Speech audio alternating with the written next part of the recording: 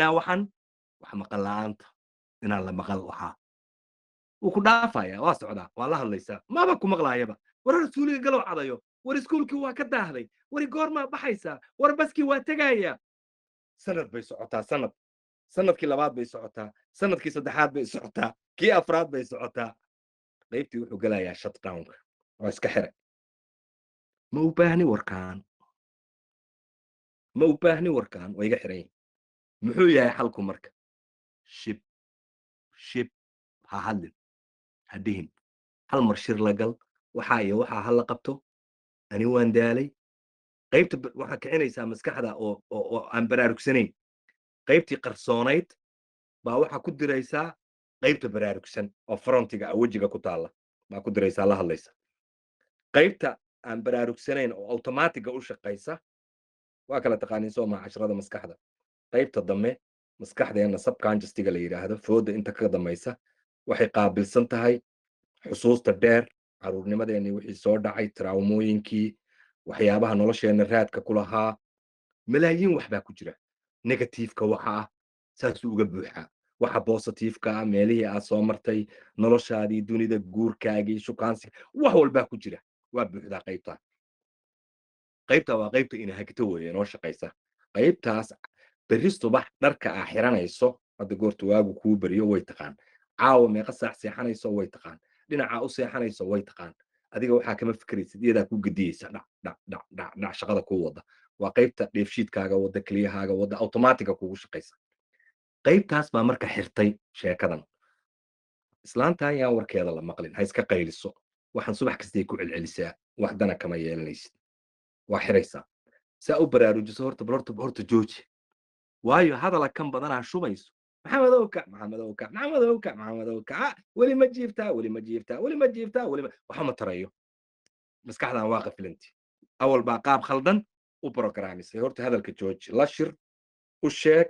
sidan iyo sidan samay dheh qofkii sidaa sameeya abaalmarin buu leeyahay qofkii aan samayn meeshiisuu jiifaya maanta iskuulku ha ka baaqdo dugsi qur-aanku ha ka baaqdo berri ha ka baaqdo macallinka dugsi qur-aanka hadduu ka cabsanayo inuu dilo u raac adigu usoo cudurdaar maalin dambe kuma raaci doono dheh hadalku ha yaraado badan booq badan ma jiro wareer ma jiro si qaybtii aynu shutdownka isku samaysay aynu u kicinno ilmihii wuu yaabi oo kaalay ma qaylinaysa saake eh maxamedow quraaca ma jirtee maxamedow kac ma jirtee maxamedow kan ma jirtee aniga naftaydii waa inaan kaco waa inaan wax qabsado qaybtii baraarugsanayd baa kacaysa isagaa goortaas danihiisa ku qumaaya tijaabi sidaa kuwa jooji hadalka badan sideedana sida ugu wanaagsan waxa weeye qof haddaa kari weydo waxa mada ka annaba inaan ku istreexayno innaguna stress baan ka qaadaynaa haddaa kari weydo wax oo hadalku wax tari waayo waxa wax tara aamuska waa inaa aamusto hal mar shir qabo u dig u sheeg sida waxu jiraanin waxa aad ka doonayso u sheeg kadibna ku dhaqan adigu sidii naftaada xakamay quraaca ma jirto quraacda waa soo dhigaysaa xaleedee 10 daqiiqa haysataan halla quraacda qofkii aan dhamayn waa ka qaadaya maalinta u horeysa maskaxdu ma kacayso baraarugsanayn 2 jeer baa la qaadanaya meelaha dabada la warwareejinaya dan laga yeelamayo adoo aamusan qoslaya faraxsan stress ku kicin suxuunta ururso jikada gey khalaas gaajada ha lagu baxo maalin labaadda sidii samay maalin saddexaadda sidii samay 7 beri guul baa joogtaa dhankii wax maqalka iskuulkii aadistiisiiyo problemskan marka goormay bilowmaan waa wax isa soo dhisay wax maqal la'aanta iyo dhibanaanta ilmuhu waa wax muddo isa soo saaran hooyo halka iska soo gelaysa oo gabar baa waxay u diraysaa linkiga oo odayba halka tarbiyadda caruurta ka hadlo waa kan wallahi ma sha Allah waa lagu liibaanayo bal gal group saa goortay u soo gasho inay ciddigiisa waxay soo qoraysaa walaalayaalow waxa ii joogtay gabar 8 jira waxba ma maqasho maanta halka iska daba ka wareegaysaa iska daba ka laabanaysaa maxaa xala waxay weysataaba kiniin yar oo la qoraayo 8 sano wixii soo dhismaayay waxay rabtaa in less than 30 second 30 second fariina inta la siiyo inay halka arintii ku xaliso maskax dhan oo soo rakibantay oo la soo programmiyo laga soo shaqeeyay maaha wax fudud waqti qaadanaysa sabr bay ka rabtaa waxyaabo baysa ka maqan hooyooyinka badana aanay lama hadlo mana aha in lala hadlo sababtoo oo ah arrinteedu waa inay bays ka soo bilaabato waa inay hoos ka soo bilaabato waa inay waalidnimada fahamto waa inay mas'uuliyadda fahamto waa inay ilmaha fahamto ilmuhu muxuu yahay waxaan isagoo faaruqa in loo dhiibay laa taclamuuna shay-a oo uurka ka soo baxay caloosheeda ka soo saartay waa inay garato waxaan inay iyadu kharibtay waa inay ictiraafto kadib bay goortaa xalka ku dhaqaaqi kartaa xalkuna sabr buu rabaa muddoba sanadku ilmaha da'diisu ay kasii weynaato xaaladdu waa kasii adkaanaysaa waa kasii daraysaa oo mashaakilku intii waa kasii weynaanaya cilada waan dheereeyaan u malaynaya waqti dheer baan ku jiray marka ha waxa kaleeto ii soo haray waxyaabahan marka tarbiyad xumada ah oo dhankeena ka yimaada bilowgii horena waa sheegay waxaa ka dhasha xanuuna nafsaaniya gabar 8 jir oo waxaad arkaysaa maanta dhan aad la hadlayso cidiyahay cunaysaa guriga meel geesay istaagaysaa wadnaha garaacaya ilyaraday kaa eegaysaa waa kaa dhuundhuumanaysaa waa hooyo qaylo badan oo wax disha way kaa cabsanaysaa way kaa baqaysaa jaa wixii xanuun buu isu bedelay wiilkii baad arkaysaa oo duuf ka da'aayo oo meel luuqa ku lamaan waxba aan qabsan karin isaga dhanba mucsira dugsi quraankii rabin dunidii karahsaday iskool rabin cunno rabin stress meeshii u dameeyuu maraaya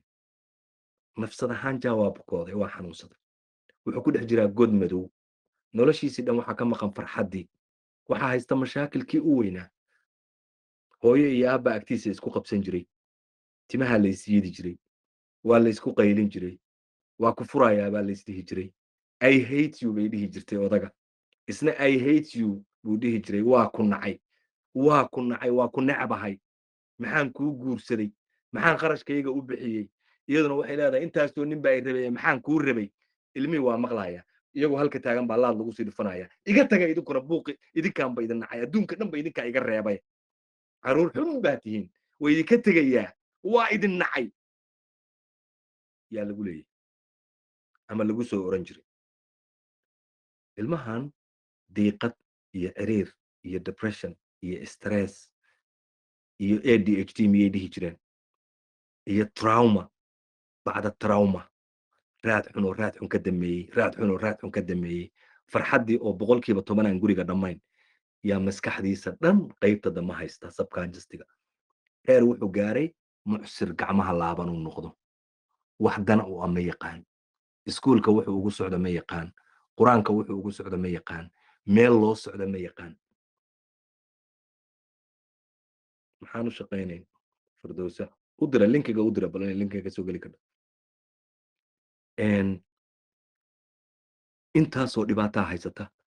ilmahan aa leedahay marka inay maqlaan doonaya badanaa 8 jirkay bilaabataa 9 jirka 10 jirka gabadhan waa 10 jir dhiiggii caadadaa ku dhacay maba taqaanba weligaa kalamaadan hadal umaba sheegin isagaaba bilaha wuxuu ku hayaa stress iyo wareer sida adiga oo kaleetaa mudadkeedii isbedelayaan 10 bayna jirtaa waa caruur weli waa ilmo yar aad uma baaluqin gabdhaha wuu kusoo hormaraa 11 bay jirtaa gabdhaha hadda jooga oo digaaga cuna horuka ka dhaca 9 jirka qaar buu ugu soo bilowmaa wiilkan sidoo kaleeto baaluqii buu soo gelayaa gurigan iyo buuqiisu iska nacay odagan iyo habartan dagaalkoodu iska nacay macalinka dugsi quraankuu nacay iskuulkii buu nacay saaxiibadii buu nacay oo caayayo magacyo u bixiyey noloshii oo dhan buu nacay isaga dhanba mashaakil baa haysta qofka noocaasi marka muxuu u baahan yahay kama duwana qof cusbitaal galay oo dhiikar iyo sonkor hayo oo xanuunsan oo faleeba ku xiran yahay oo intaad u timi aad tiri inaad shaqaysaa lagaa rabaa reerka inaad biishaa lagaa rabaa inaad guri dhistaa lagaa rabaa inaad waxaa qabataa lagaa rabaa inaad mustaqbal hagaajisaa lagaa rabaa qof naftiisiba ciriir ku jirto oo geeri sariir ku kor saaran buu la mid yahay muxuu u baahan yahay marka kaaga baahan yahay wuxuu kaaga baahan yahay caawimaad wuxuu kaaga baahan yahay naxariis